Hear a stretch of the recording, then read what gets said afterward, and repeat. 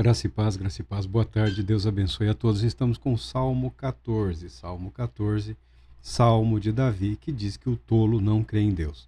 Nós estamos falando sobre o método de oração do Matthew Henry. Provavelmente a minha pronúncia permanece equivocada, mas eu me reservo no direito de dar crédito a quem merece crédito e reconhecer que eu não tenho a obrigação de pronunciar corretamente nenhum nome em língua estrangeira, sabendo que eles também não se esforçam em absolutamente nada para pronunciarem os nossos. Deles queremos o que Deus a eles revelou e trabalhou na vida deles, a sabedoria, o conhecimento, a disposição, o comprometimento com a palavra de Deus, com a verdade de Deus. Excelente material, um método para a oração, que nós também vamos usar, porque é bom, porque é ótimo, porque é excelente. Um dos princípios que o autor estabelece é reconhecendo na vida de oração, reconhecer que a realidade de Deus, que a verdade de Deus,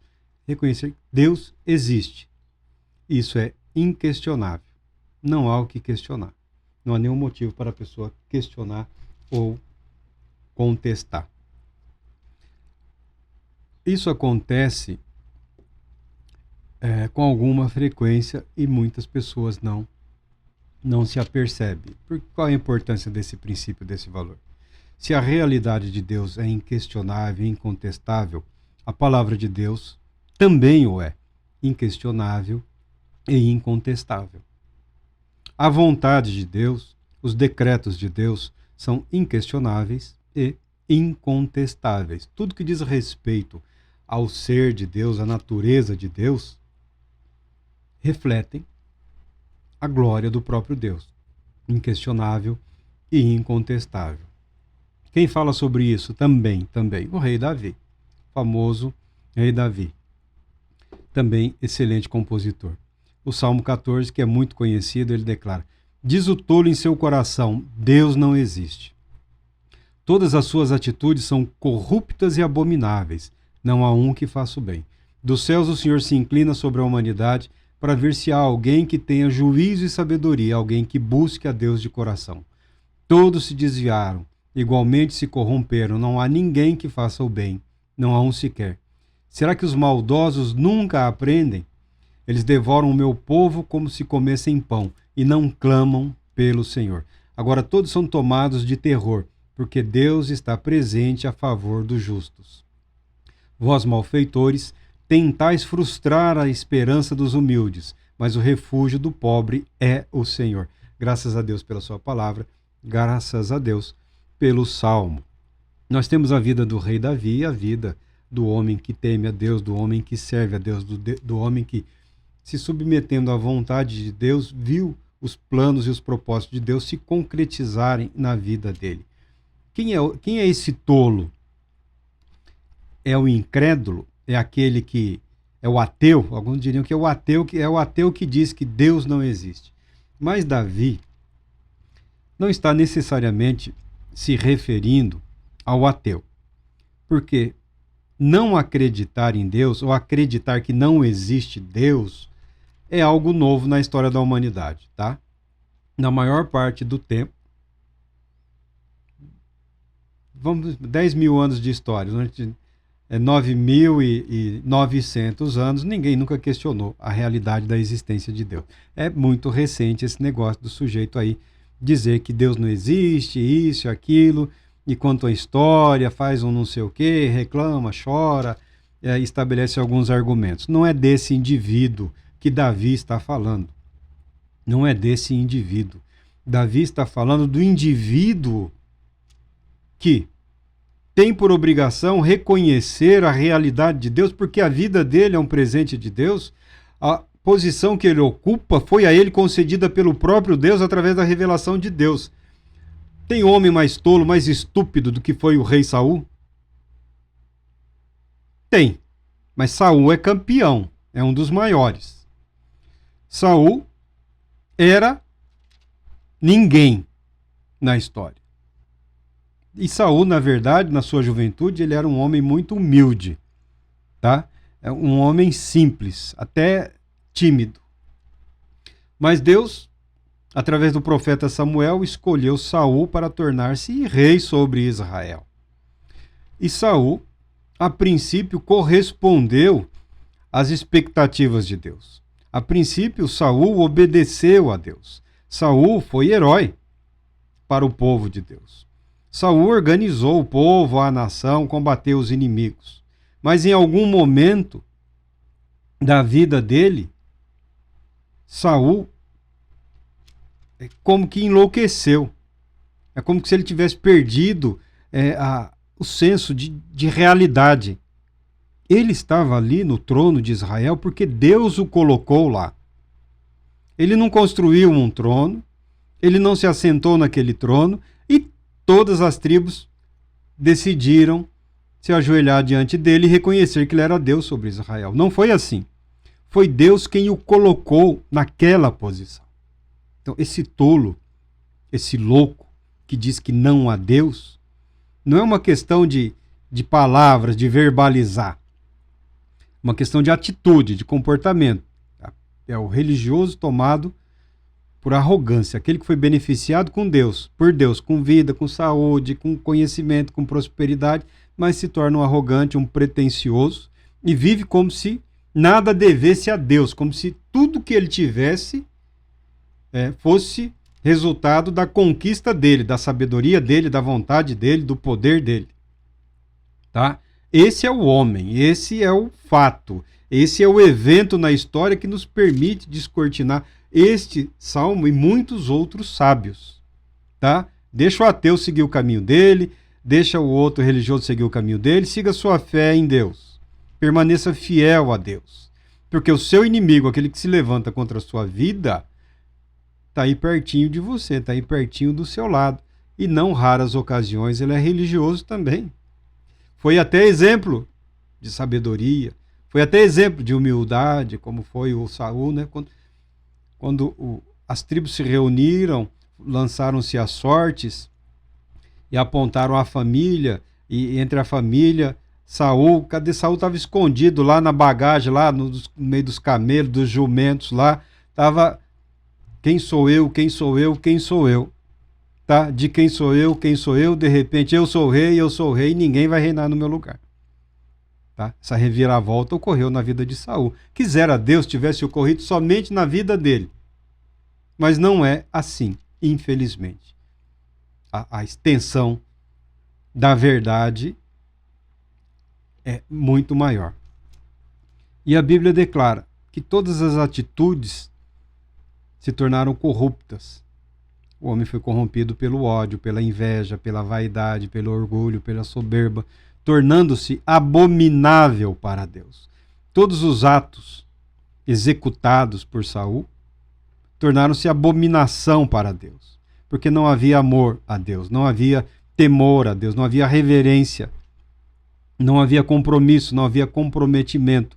Havia um desespero em permanecer no trono, para permanecer no trono, e um desespero maior ainda para estabelecer uma linhagem, para colocar um descendente no trono, não reconhecendo que o direito de governar sobre o povo de Deus pertence única e exclusivamente a Deus.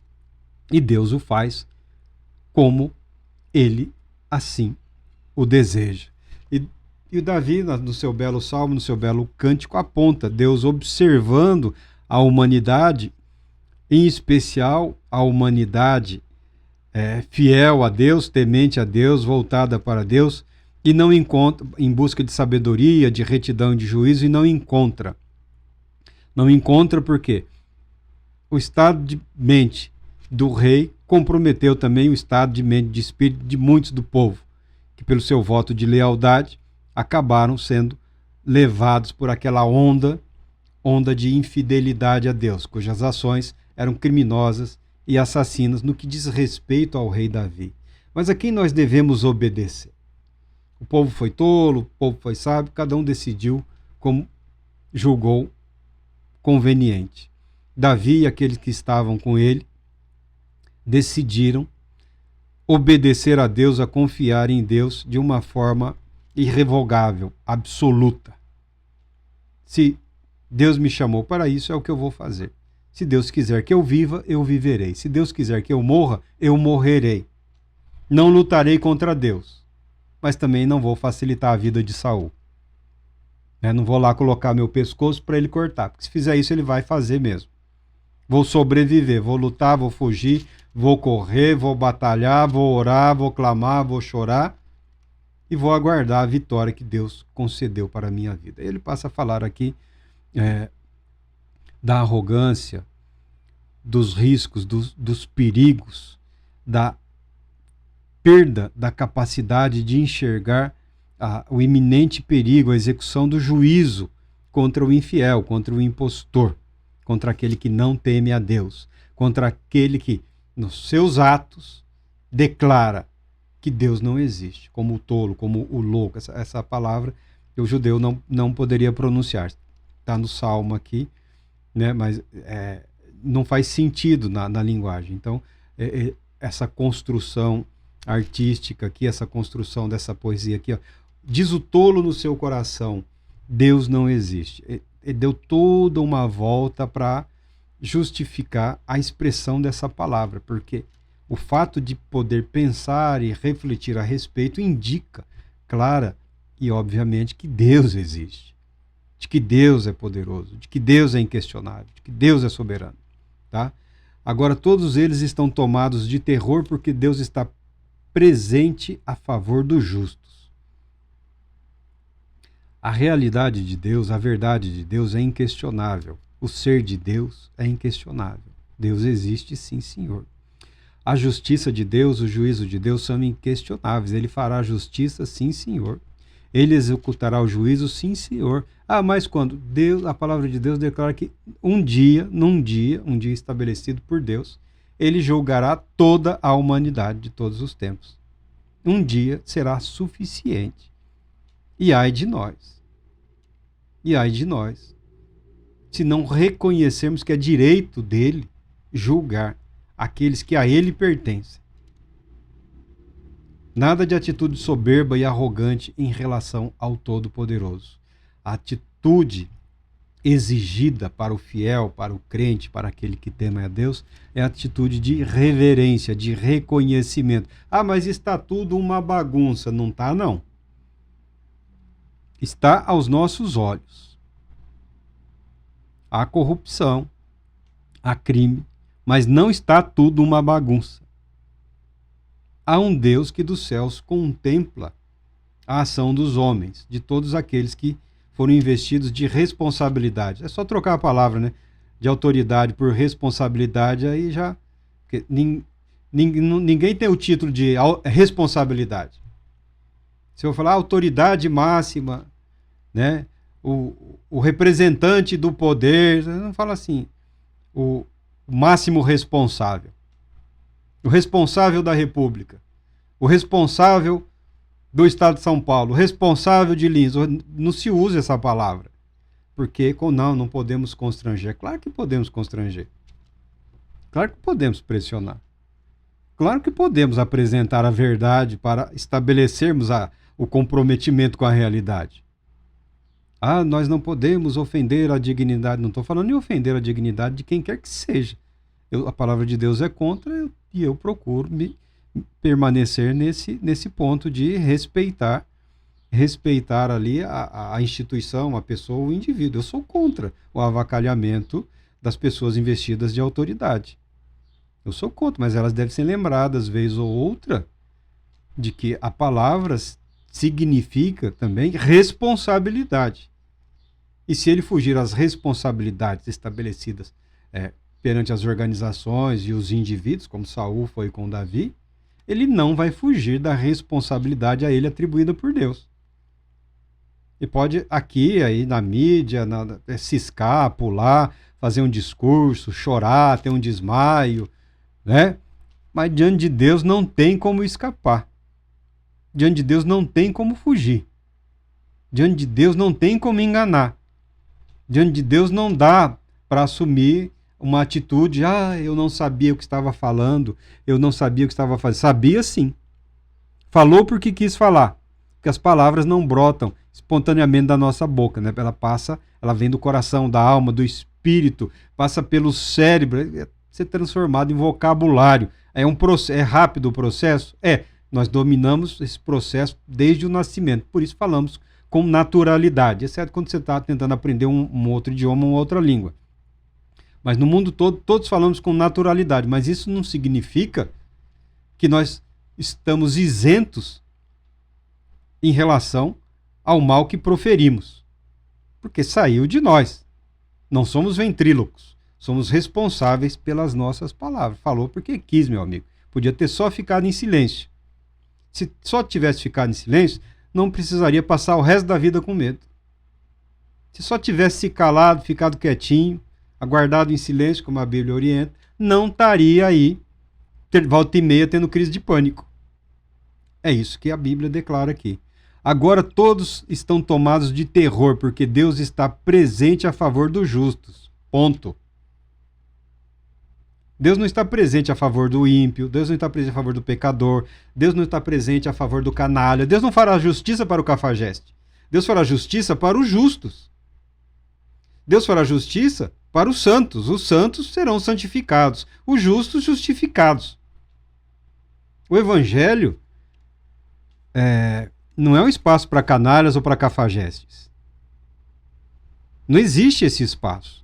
Nos dias do apóstolo Paulo, volta e meia aparecia um, Paulo, com essas suas palavras, então você está tentando dizer, aí ele já ia lá e dava, não uma porretada, mas explicava, educada e respeitosamente, com a autoridade e poder que ele tinha. Tá? Porque quem tira conclusões irresponsáveis é o irresponsável. Porque o responsável se mantém nos limites daquilo que aprendeu, do que ouviu e do que pode falar ou testemunhar. Tá? Tô com medo. Claro que tá com medo. Não conheceu na vida o que é respeito, não conheceu o que é o temor a Deus, não tratou as coisas santas com a devida santidade, não tratou os assuntos sérios com a devida seriedade, vai ter... Parabéns que está tendo crise do pânico, porque podia simplesmente morrer sem ter a chance de se arrepender. Vós, malfeitores, tentais frustrar a esperança dos humildes, mas o refúgio do pobre é o Senhor. Reconhecer que Deus existe, que Deus é verdadeiro, que a verdade de Deus, que o poder de Deus, que a justiça de Deus são inquestionáveis, é aprender a refugiar-se em Deus, ocultar-se em Deus, envaler-se das bênçãos que Deus tem para as nossas vidas e receber de Deus a justificação, vivendo uma vida de esperança. Porque o injusto, o perverso, ele tenta frustrar a esperança do humilde. Saul tentando evitar que Davi se tornasse rei sobre Israel. Quanto mais se empenhou nesse intento maligno, lutando contra Deus e perseguindo a Davi, ele foi instrumento de Deus para o preparo, lapidação e reconhecimento de todo o povo de que Deus era com Davi. O escritor aqui, ele extrai desse texto, o princípio do qual nós estamos falando, né? Uma vida de oração calcada na convicção de que Deus é real, de que Deus é verdadeiro, de que a palavra de Deus é verdadeira, de que a palavra de Deus expressa o caráter de Deus, a vontade de Deus, o plano de Deus, o propósito de Deus para as nossas vidas. Se você quer falar em termos de, eu não sei se eu arrisco, eu arriscaria em Deus, mas chama isso de fé. Dedique-se. Eu vou confiar em Deus por um dia. Confie em Deus por toda a sua vida, porque você não sabe quantos serão os dias da sua vida. Eu quero viver tantos anos. Não se conta a vida em anos. Se conta a vida em hoje. Você não sabe quantos hoje você terá para expressar a sua fé e a sua confiança em Deus. Que amanhã, meu irmão, é um dia que nunca chega. O amanhã pertence a Deus. Nós vivemos no hoje, na realidade. Realidade. Fé, espiritualidade, realidade. Realidade. Não viaja. Tá? Se viajar, não vá para longe. Tá? Se for para longe, volte logo. O expresso aí, pega um super jato e volta logo para a realidade. Por quê? O poder de Deus se revela na realidade, se revela na vida e através da vida daqueles que nele creem. Deus Todo-Poderoso te abençoe, te proteja e te conceda a paz. Muita paz.